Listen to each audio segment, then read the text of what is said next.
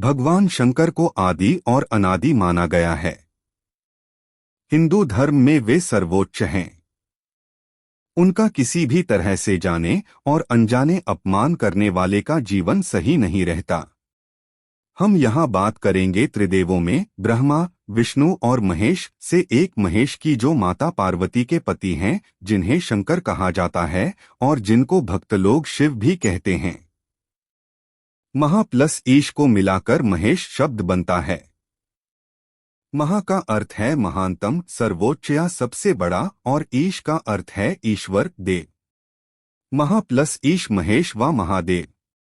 महादेव का महेश स्वरूप महेश परिवार, शिव परिवार के रूप में दर्शाया जाता है। महेश्वरी समाज की उत्पत्ति इसी से होती है।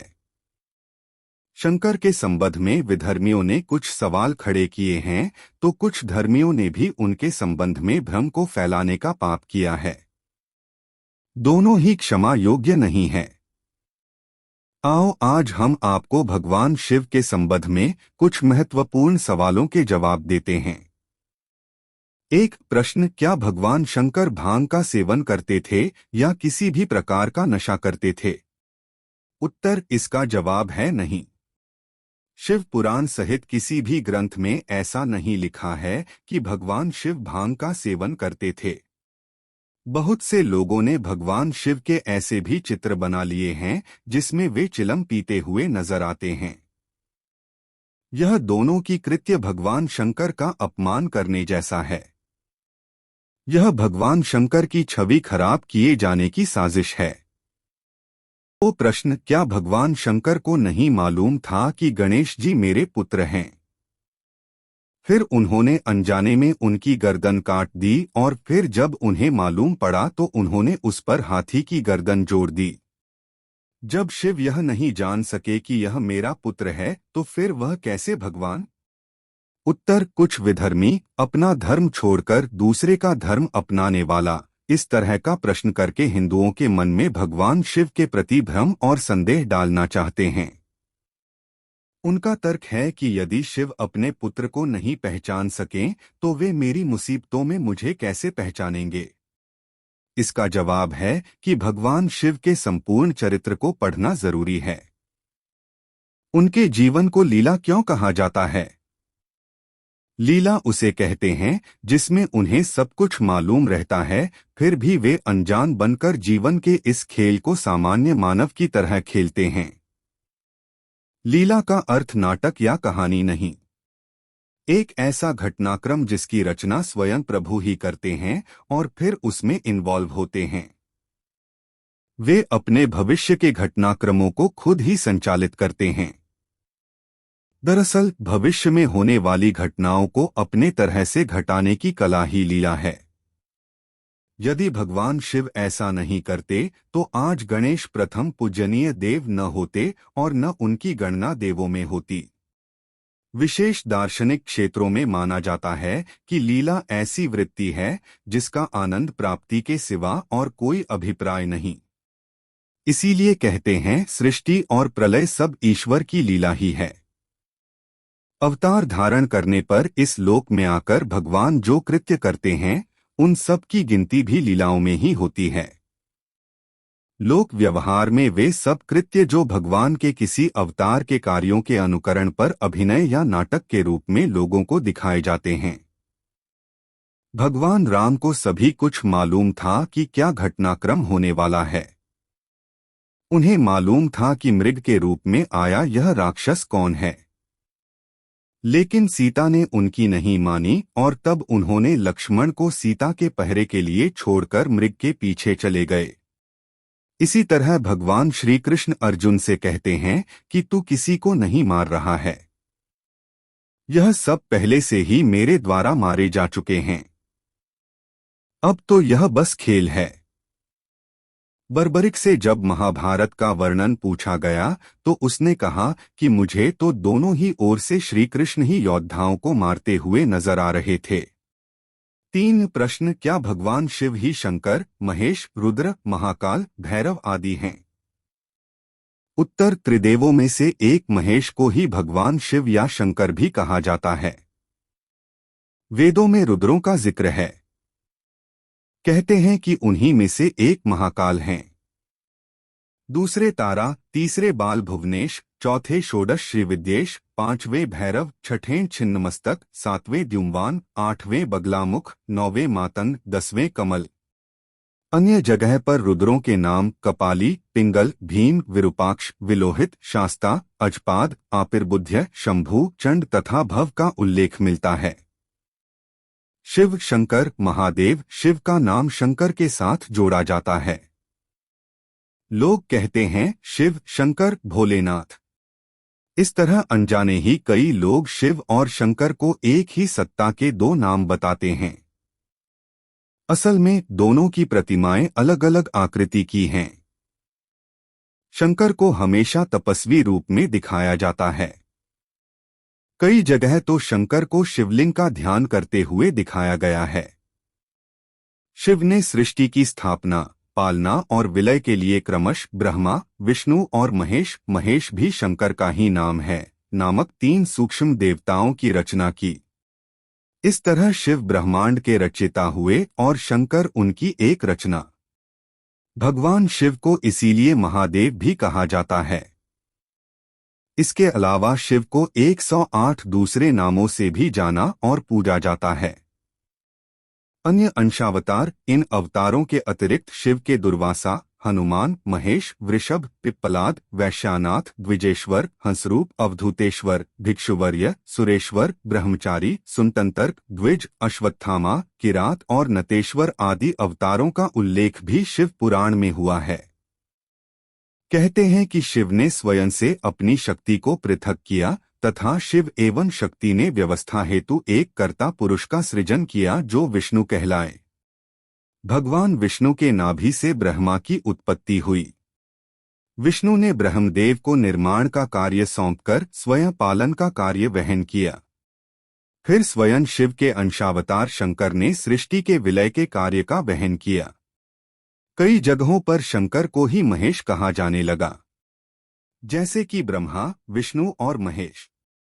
वस्तुतः शंकर यह रुद्र अर्थात शिव का अंशावतार है। महारुद्र शिव के कुछ विशेष अंशावतारों को रुद्रावतार के नाम से जाना जाता है, जैसे हनुमान जी को रुद्रावतार कहा जाता है। हनुमान 11वें रुद्रावतार माने जाते हैं। कई बार रुद्रावतार के लिए केवल रुद्र इस शब्द का ही प्रयोग किया जाता है, जो कि गलत है। जैसे कि कई बार हनुमान को 11वां रुद्र कहा जाता है, जबकि वे 11वें रुद्रावतार है। उसी तरह शिव के कई अवतार हुए, जिनमें से एक महेश को ही माता पार्वती का पति कहा गया है। भैरव भी कई हुए हैं, जिसमें से काल भैरव और बटुक भैरव 2 प्रमुख हैं।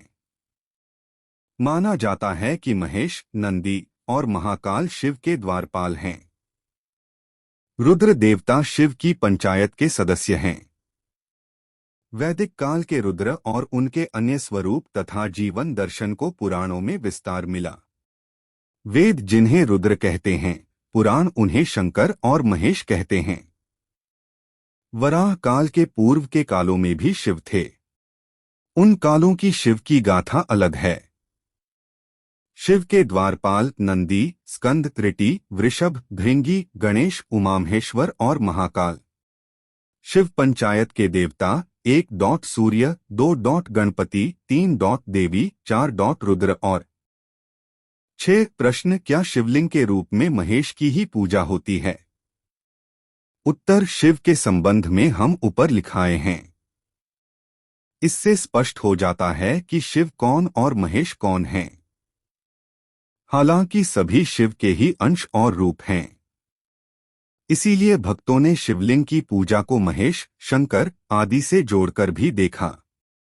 जबकि शिवलिंग की पूजा का अर्थ है उस एक निराकर ब्रह्मा की ज्योति रूप में या पिंड रूप में पूजा एवं प्रार्थना करना। 7 प्रश्न। क्या शिवलिंग का अर्थ शिव का शिश्न है?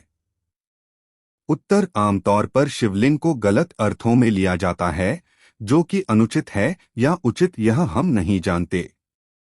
वायु पुराण के अनुसार प्रलय काल में समस्त सृष्टि जिसमें लीन हो जाती है और पुनः सृष्टि काल में जिससे प्रकट होती है, उसे लिंग कहते हैं। इस प्रकार विश्व की संपूर्ण ऊर्जा ही लिंग की प्रतीक है। वस्तुत यह संपूर्ण सृष्टि बिंदुनाद स्वरूप है। बिंदु शक्ति है और नाद शिव, यही सबका आधार है। बिंदु एवं नाद अर्थात शक्ति और शिव का संयुक्त रूप ही तो शिवलिंग में अवस्थित है। बिंदु अर्थात ऊर्जा और नाद अर्थात ध्वनि, यही दो संपूर्ण ब्रह्मांड का आधार है। इसी कारण प्रतीक स्वरूप शिवलिंग की पूजा अर्चना की जाती है। ब्रह्मांड का प्रतीक ज्योतिर्लिंग, शिवलिंग का आकार प्रकार ब्रह्मांड में घूम रही हमारी आकाशगंगा की तरह है। यह शिवलिंग हमारे ब्रह्मांड में घूम रहे पिंडों का प्रतीक है। कुछ लोग इसे यौनांगों के अर्थ में लेते हैं और उन लोगों ने शिव की इसी रूप में पूजा की और उनके बड़े बड़े पंथ भी बन गए हैं। ये वे लोग हैं जिन्होंने धर्म को सही अर्थों में नहीं समझा और अपने स्वार्थ के अनुसार धर्म को अपने सांचे में ढाला। शिवलिंग का अर्थ है भगवान शिव का आदि अनादि स्वरूप।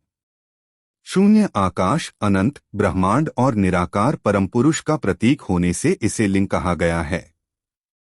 स्कंद पुराण में कहा है कि आकाश स्वयं लिंग है, धरती उसका पीठ या आधार है और सब अनंत शून्य से पैदा हो उसी में लय होने के कारण इसे लिंग कहा है।